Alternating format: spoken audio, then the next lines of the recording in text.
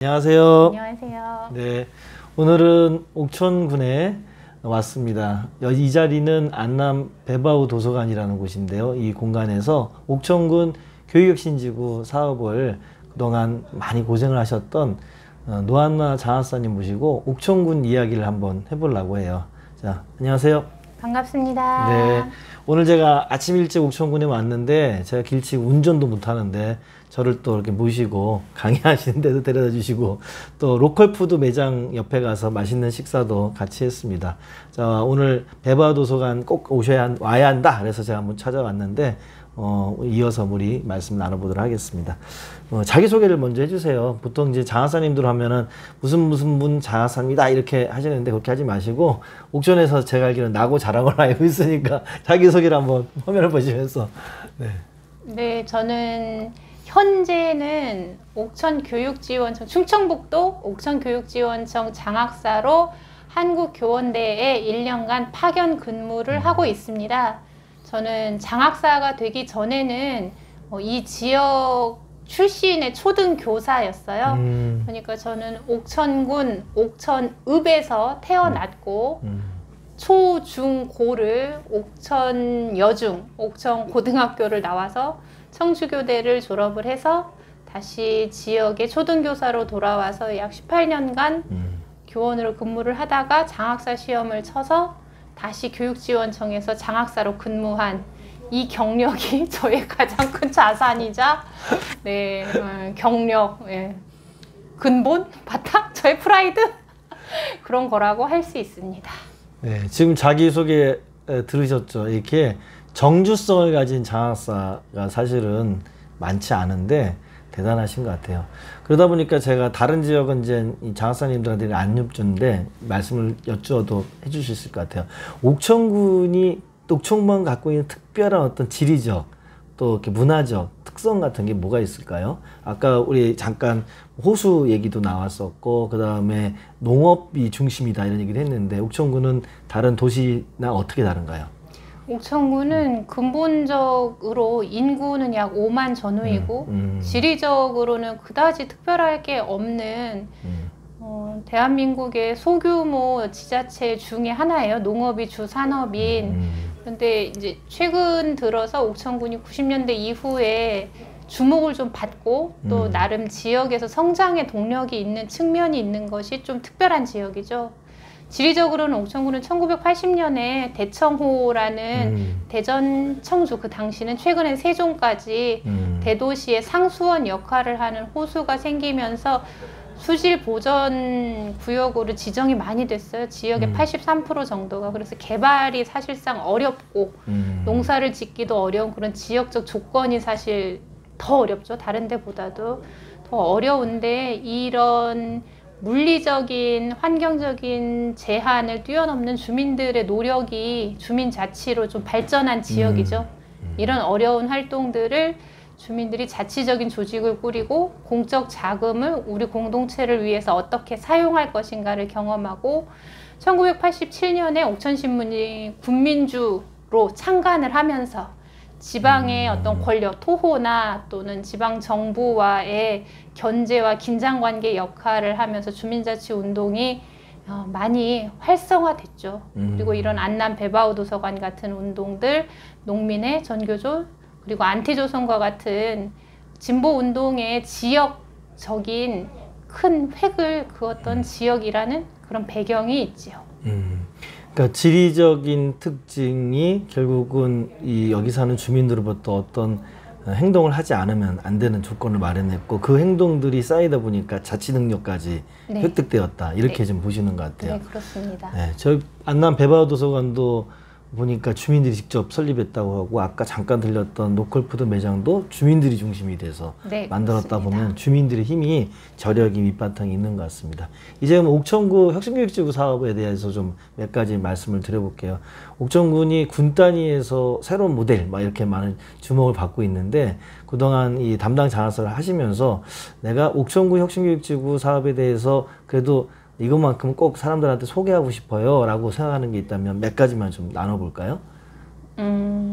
일단 옥천이 이런 작은 지역의 모델이라고 말씀해 주셔서 너무 감사하고요.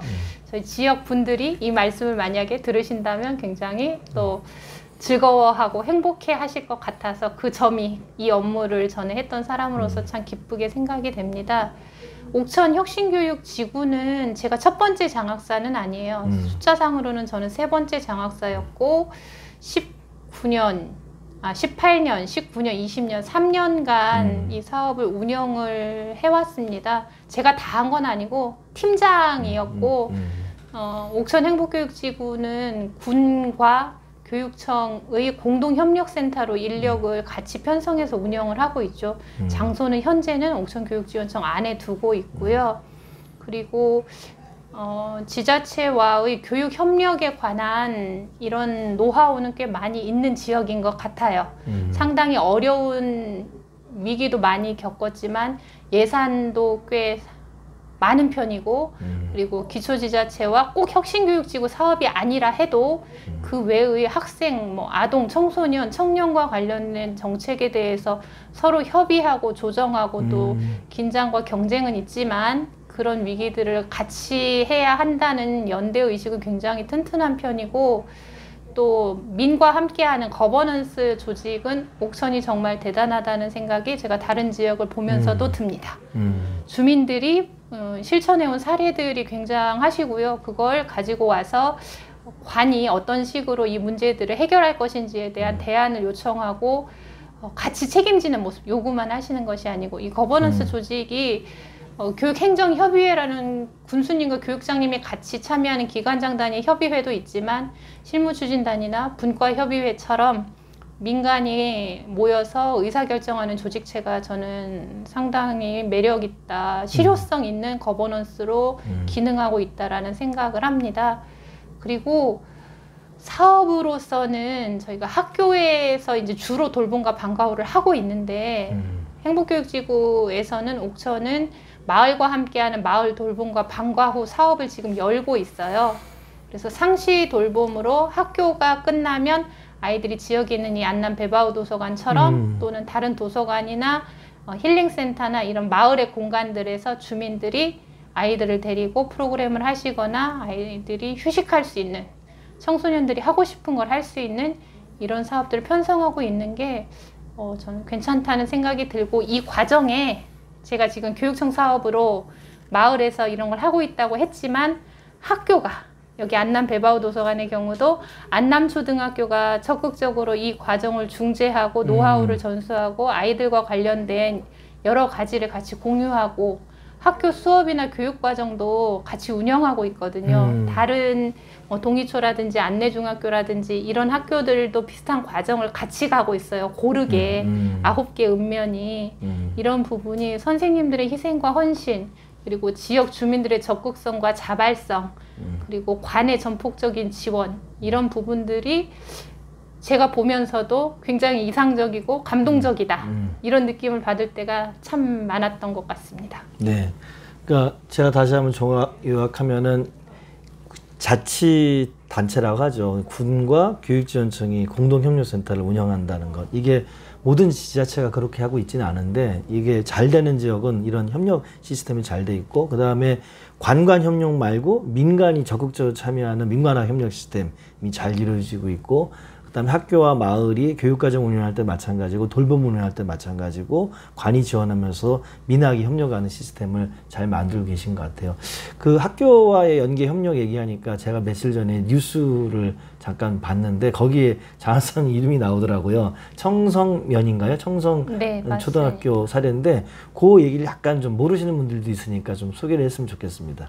청성초등학교는 청성면에 위치한 하나 이제 남은 초등학교입니다. 옥천군에서 인구 감소 위기가 저희 지역만의 일은 아니고 전국적으로 다 그런 위기가 있죠. 그리고 이 위기를 어떻게 대응할까가 그 지역의 가능성, 공동체성 이런 것의 시험대 또는 지속 가능성을 우리가 탐색해 볼 수 있는 시기인 것 같아요. 저는 특히 코로나도 위기가 기회가 아닐까 이런 생각을 좀 하는 편인데 청성초등학교는 이제 학교에 들어오는 학생 수 통계를 저희가 교육청이니까 가지고 있잖아요. 그쵸. 학생 수가 20명 이하로 떨어질 게 확실시 되는 학교였어요. 2021년에.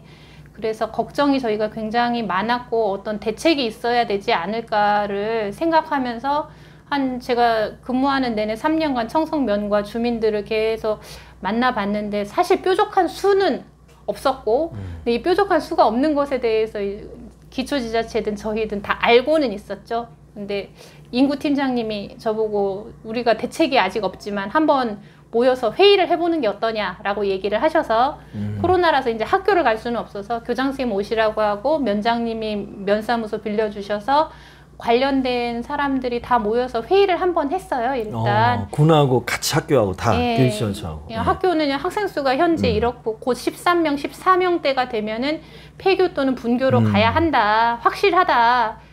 어떤 대책이 없겠냐. 저희 다 모여서 사실 대책 없다는 얘기들을 했는데 평생학습원은 장학금밖에 줄 수 있는 게 없다. 뭐 귀농귀촌팀에서는 학부모를 위한 주택을 주는 데는 아니다. 인구팀에서도 뭐 비슷한 교육청이 주택을 주는 데는 아니다. 이런 얘기를 했는데 이 위기감을 공유를 했고 주민들이 지역에 있는 좀 비어있는 공간들 마을회관이나 경로당이나 이제 쓰지 않는 유휴 공간을 확보를 해줄 수 있다는 마을 회의를 좀 하셨어요. 주민들이? 상계 1위에서 이장님이 주최를 하셔서 20년 12월 말에 그런 회의를 저희가 한 다음에 이 청성면 망하겠다, 청성초 온다더면 이런 위기감이 좀 공유가 됐고 이게 불씨가 돼서 청성초 동문회에서 학교 살리기 위원회를 좀 결성을 하셨고요. 동문회에서 기금을 마련을 하시고 또 한편으로는 청성면 안에 있는 비어있는 집들 또는 빈집. 빈집 또는 뭐 대여할 수 있는 집 여러 가지를 알아보셔서 현재 지금 7월인데요. 청성초는 이주 가족을 지금 계속 받았어요. 6가족 현재 받았고 8가족까지 지금 예정이 현재 되어 있는데 지금 20명을 넘겼거든요. 폐교 대상 학교에서 이제 폐교가 나오지 않는 그런 얘기는 나오지 않는 학교로까지 올라선 거고요. 이건 주택을 이제 무료로 임대해 주신 분, 또 무료가 아닌 주택은 번영회나 동문회에서 임대 비용을 지불을 해주셨고 또 이 지역이 이렇게 살려고 하는 가치에 동의하는 교육 이주 가족들이 이제 오신 거예요. 그리고 그 분들이 오셔서 청성 안에 교육 공동체를 또 결성을 하셔서 저희 공적 자금을 좀 확보를 하셔서 공모 사업이나 이런 걸로 청성 안에서 어떤 커뮤니티 활동들 정주하려는 자립적인 활동들을 하려고 하시고 학교도 이에 맞춰서 선생님들이 교육과정이나 활동들을 오픈하고 지역과 같이 상시적으로 논의하려고 하고 교장선생님도 동문회 활동하는데 계속 오시고 제가 이렇게 올해는 업무를 하지 않았지만 감동적으로 본 거는 그 안에 한둘의 권역이라는 마을이 있어요. 근데 그 마을하고 같이 학교가 지역화 교육과정을 1년간 운영하는 게 있는데 그 첫 번째 행사가 모심기가 있었어요. 근데 교육장님도 오시고 주민들이랑 뭐 당연히 학생들 다 와서 같이 모심기하고 교육장님 이야기 돌려주시고 이런 활동들이 너무 굉장히 행복해 보이고 마을의 지속 가능성을 열어주는 거라고 저는 느꼈고 제가 그 카톡방에 같이 들어있거든요. 초기에 이제 시작할 때 제가 회의를 시작했기 때문에 장학사도 들어와라 라고 하셔가지고 거기 있는데 면장님이 최근에 올려주신 소식 중에 초기 이주 가족 중에 한 가족이 청성면에 와서 아기를 낳았어요. 그래서 아기 울음소리가 안 들린 지 금연이 정말 오래됐거든요. 아기 울음소리가. 출생아가 나왔다는 소식에 다들 너무나 감사해하고 기뻐하는 게 공직에 있는 사람으로서 얻을 수 있는 행운 중에 하나가 아니었을까. 그리고 청성초는 제가 오늘 또 본 소식에는 행안부의 돌봄센터 공모사업에 또 됐다고 돼 있더라고요. 다행이네요. 그리고 그 외의 다른 청년 커뮤니티와 LH 주택사업과 관련된 공모를 또 기초지자체가 진행을 하고 있어요.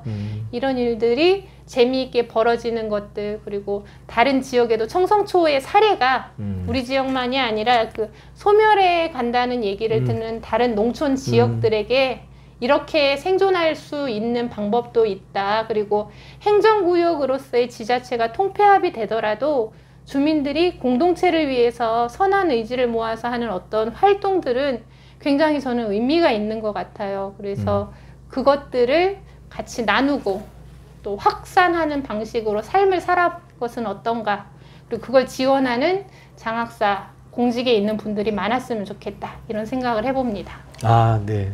아마 여러분들 들으면서 감동을 얻게 되었을 겁니다.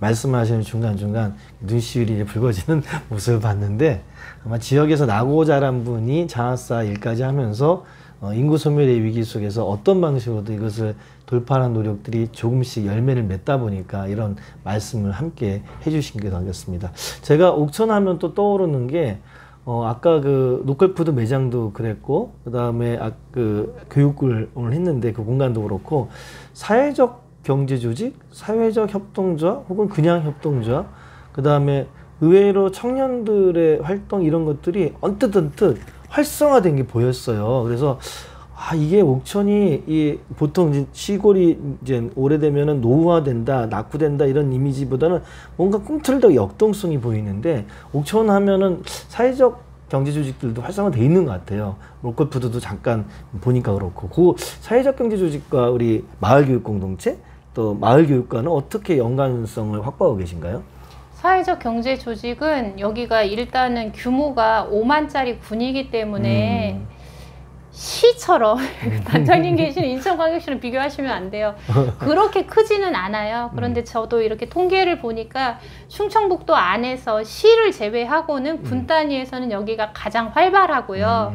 또 제가 만나는 분들을 이렇게 해보니까 타 지역의 사회적 경제 하시는 분들 제가 많이 보지는 못했지만, 사실 이 사업이 공적 자금을 지원받는 잠깐 하고 예비 사회적 기업 뭐 연간 3천만 원씩 뭐 몇 년 이걸 하시고 먹튀를 하는 사람들이 많다고 일반 지자체 쪽 공무원들은 되게 우려하시는 얘기를 많이 들었어요, 저는. 그런데 옥천 지역에서 제가 봤을 때는 그런 분위기를 느껴본 적이 없고요. 공공선을 위해서 뭔가 해보려는 사람들이 일단 이 지역에는 꽤 많이 있고요.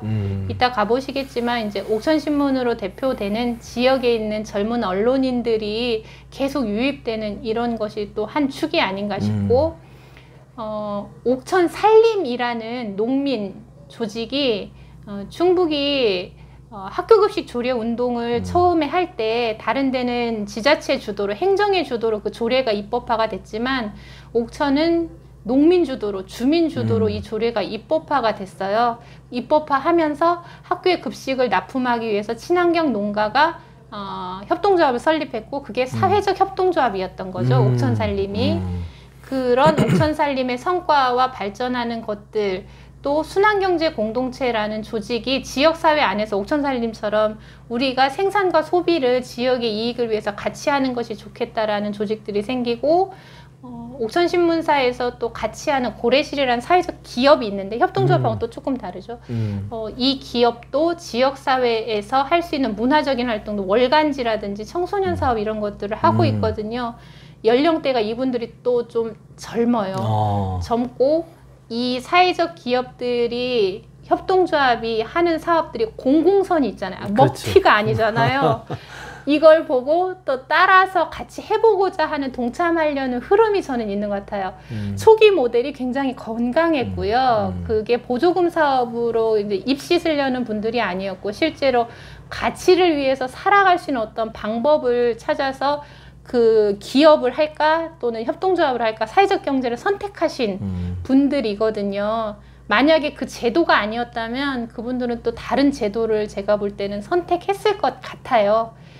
이 사업들이 잘 되면서 지역에서 나고 자란 저 같은 청년들이, 저보다는 어린 그 친구들이 우리 지역에서 이런 사람들과 같이 대안적인 삶을 꿈꾸어 보는 것도 괜찮겠다 라는 친구들이 저는 나오는 거를 지금 보고 있거든요. 옥천신문사에 올해 처음 옥천에서 태어난 사람이 기자로 입사를 했어요. 이건 무슨 의미가 있냐면, 기자는 사실 비판적인 활동을 하는 사람이기 때문에 이 지역 출신이 기자가 될 수가 없어요. 사실 없었는데 아, 이제 그런 삶을 사는 게 좋아 보이는 친구들이 지역에 정주하게 됐구나. 이런 것들이 저는 보이고, 그 친구가 자기 친구를 당기는 이렇게 하는 게 있거든요. 최근에 그 아까 누구나 센터에서 그 공동체 허브 누구나 센터도 행안부 지역 활성화 사업으로 국비, 도비, 군비를 받아서 이제 올린 공간이고, 거기서 하고 있는 인구 프로젝트가 있거든요. 거기 참여하는 친구도 그 사업만 자기가 활동가로 참여하는 것이 아니라 본인이 계획서를 써서 행안부의 다른 또 청년 대상으로 하는 점띠라는 사업을 또 받았어요. 제가 어제 거기서 스티커 사진기에 사진도 찍어야 된다, 뭐도 하자 그래서 갔다 왔는데, 그런 친구들이 하는 활동이 옥천은 좀 활발한 지역이에요. 그리고 그게 또 지역의 지속 가능성을 높이는 것 같고, 좋은 어른이, 좋은 청년이 정주하게 하는 징검다리 역할을 또 해주시는 것 같아요. 이게 또 굉장히 좋은 지역의 가능성이 아닌가 생각합니다. 네. 제가 이 질문을 이렇게 먼저 드린 여러 가지 이유 중에 하나는, 저도 이제 사회적 경제 조직 협동조합 활동을 하는데, 마을교육 공동체가 지속 가능하려고 그러면 도시계획, 도시재생이라든지, 그 다음에 기존의 마을 공동체 사업, 그 다음에 학교와 마을을 연계하는 마을교육 공동체, 그리고 사회적 경제, 이런 것들이 다 맞물려 돌아갈 때 이 선순환 구조가 확보되는 것 같아요. 그런 측면에서 옥천은 오만이라는 밖에서 보기에는 작은 시골 도시 같이 보이지만, 이 짜임새 있는 연계망들이 비교적 잘 짜이는 것 같습니다. 아까 제가 공간 보면서도 깜짝 놀랐고, 요 어려운 시기에 이렇게 많은 분들이 모여서, 근데 그걸 또 주도하는 게 관은 지원하고 또 주도는 또 사회적 경제 조직들이 하는 모습을 보면서, 아, 지속 가능한 모델은 바로 이렇게 만들어지는 게 아닌가, 뭐 이런 생각 들었습니다. 오늘 이제 이야기가 좀 길어지는데 마무리 이제 질문과 인터뷰로 해보겠습니다. 마을교육 공동체 TV는 전국의 마을교육 활동가들을 이렇게 찾아뵙고 인사 나누면서 서로 소통할 수 있는 채널 역할을 하고자 하는데요. 우리 노하나 장학스님께서 혁신교육지구나 마을교육 공동체에 참여하고 있는 분들에게 응원의 말씀을 한마디 부탁드립니다. 보시고 계세요. 마을교육 공동체 활동하시는 활동가 선생님들 많이 힘드실 것을 저희도 알고 있습니다. 지역의 가치와 그리고 우리가 생각하는 것들을 위해서 과정이라고 생각해 주시면 좋겠고요. 관과의 소통, 또 이 일들을 해나가는 것에 있어서의 어려움들을 서로 협력하고 네트워킹해서 넘어갈 수 있는 것이라고 생각을 합니다. 관의 지원과 그리고 대책 이런 것들을 요구가 있고, 또 어떤 유형화된 거버넌스 조직이나 이런 것들을 통할 때 또 제도로서 피드백이 돌아오는 부분이 있거든요. 이것들을 일찍 포기하지 마시고 시간을 들여서 성실히 우리가 뚜벅뚜벅 걸어가면 원하는 길에 닿을 수 있을 것이라는 생각이 들고, 특별히 전국의 혁신교육지구를 담당하고 계시는 장학사님들, 그리고 지자체에 계시는 공무원들께 응원의 말씀 드리고 싶습니다. 아무도 이 일을 하기를 두려워하면서 굉장히 힘들어 하는데, 민과 관의 협력과 소통이라는 것이 이 글자들만큼 사실 실무를 하는 것이 쉽지가 않지요. 누군가는 그렇지만 해야 할 일이고, 공공의 이익에 종사해야 하는 공무원으로서 이런 일들을 인생의 어떤 시기에 맡아서 할 수 있다는 것도 행운의 하나가 아닐까, 그런 생각을 저는 하면서 모두 화이팅 해주셨으면 좋겠습니다. 네, 아유, 멋진 응원의 말씀이었습니다. 이상으로 마을교육 공동체 TV 마을교육 활동가 인터뷰는 옥천군에서 우리 노한나 장학사님 모시고 마무리하도록 하겠습니다. 긴 시간 인터뷰에 응해주셔서 정말 감사합니다. 여러분 또 다음 시간에 뵙도록 하겠습니다. 고맙습니다. 끝. 수고하셨습니다. 한 번도 안 끊기게 잘하셨네.